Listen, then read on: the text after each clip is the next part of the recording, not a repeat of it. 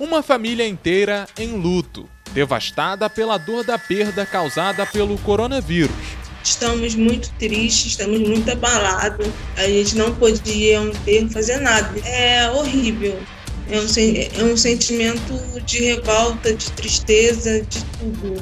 O desabafo do filho que perdeu o pai. Meu pai foi na segunda de manhã, na clínica, mandaram ele para casa dizendo que não tinha nada. E aí eu fiz o exame particular e deu positivo.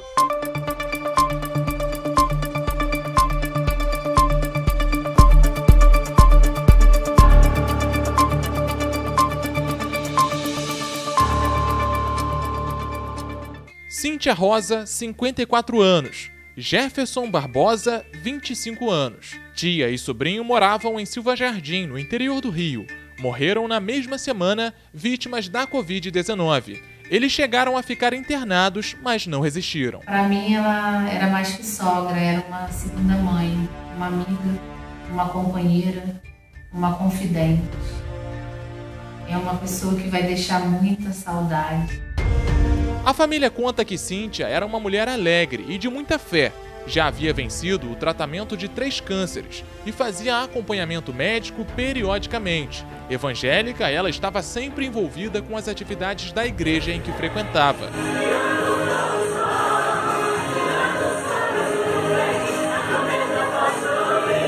Uma mulher incrível, uma mulher que vai fazer muita falta para mim, para minha família, para minha igreja. O pai do ex-jogador de futebol Edson Martins, que atualmente mora em Silva Jardim, também entrou para esta triste estatística. Aos 68 anos, seu Fernando Martins é a vítima mais recente do vírus na cidade. Neste vídeo gravado por uma enfermeira e enviado à família, seu Fernando parecia estar se recuperando bem. Tá tudo certo, Deus quiser. Morreu cerca de 4 horas depois. A família foi pega de surpresa com a notícia e acredita que houve negligência no atendimento na UPA em que ele estava. Meu pai foi na segunda de manhã, na clínica, mandaram ele para casa dizendo que não tinha nada. E aí eu fiz o exame particular e deu positivo. Isso no mesmo dia, no mesmo dia? No mesmo dia, na mesma manhã, não é no mesmo dia, na mesma manhã. Meu pai morreu em 2 dias. Ele entrou na clínica na segunda e morreu na quarta. Eles esconderam o laudo, não deram, sumiram com o laudo, tá? Sumiram com o laudo. A família quis o laudo, eles não apresentaram o laudo. O que eles disseram? Que não sabiam onde estava. E sumiu.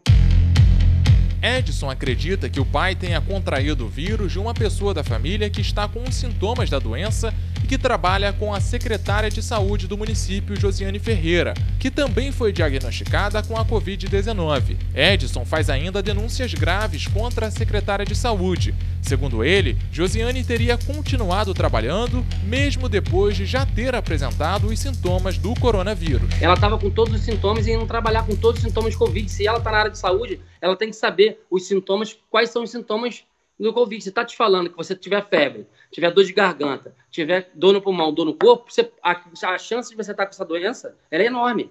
E como é que você vai trabalhar assim mesmo? No mínimo, você tem que ficar em casa, fazer os procedimentos. Deu negativo? Aí você volta a trabalhar. Então, na visão da família, ela teria sido negligente? Totalmente. Totalmente negligente. Não só minha, funcionários lá na clínica. Se você for perguntar, funcionários que não vão querer se identificar, claro, com medo de ser mandado embora, estavam lá, eu vi, gritando lá, falando que a culpa era da secretária de saúde e da subsecretária. Porque contaminou a minha tia e deve ter contaminado outros. E a minha tia foi jantar no domingo lá em casa, almoçar no domingo com a gente, e passou pro meu pai. Na semana passada, Josiane confirmou que estava com a Covid-19 em um vídeo divulgado pela prefeitura. Eu venho comunicar a vocês que fiz a minha testagem para o coronavírus, tendo o meu resultado ontem positivo para a corona. Então estarei nesse momento me afastando. Procurada pelo Informe nesta sexta-feira, a secretária de saúde negou as acusações. Ela disse que adoeceu trabalhando, mas que se afastou das atividades na Secretaria de Saúde logo depois de apresentar os primeiros sintomas da doença. Já são 10 casos confirmados e 4 mortes registradas pelo coronavírus na cidade, ou seja, uma taxa de letalidade de 40%, a segunda pior do estado do Rio de Janeiro, conforme um levantamento feito pelo Informe. Silva Jardim ficou atrás apenas do município de Tanguá, que fechou o mês de abril liderando o ranking, com uma taxa de letalidade de quase 43%. Já o município do Rio, que registra o maior número de casos confirmados e mortos, tem taxa de letalidade de menos de 10%.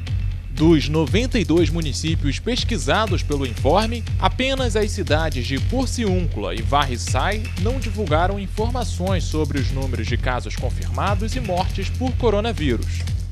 Aí você pode estar se perguntando, mas o que é taxa de letalidade? A taxa de letalidade de uma doença é a razão entre a quantidade de pessoas que já morreram e o número total de infectados. O resultado é a porcentagem que indica a gravidade da doença. A doença não mata mais em Silva Jardim do que em Cabo Frio, nem mata mais no Brasil do que na Argentina. O que existe são políticas públicas. Na Argentina, a taxa de isolamento social está em torno de 80%. Com isso, você consegue fazer com que haja pouca transmissão de casos, pouca gente doente. No Brasil, nós não estamos conseguindo respeitar isso. Por outro lado, os altos índices de letalidade em algumas cidades do Brasil são decorrência da maior ou menor política pública de saúde. Durante esta semana, a Prefeitura fez a desinfecção de várias ruas da região central, onde há maior circulação de pessoas, e distribuiu máscaras de proteção depois que o município decretou o uso obrigatório do equipamento. Mas o próprio prefeito foi flagrado dando mau exemplo. Nesta foto, ele aparece com outras pessoas participando de uma reunião, todos sem máscara, o que aumenta o risco de contaminação. Enquanto faltar consciência coletiva sobre os riscos da doença, infelizmente ela continuará fazendo novas vítimas, dia após dia.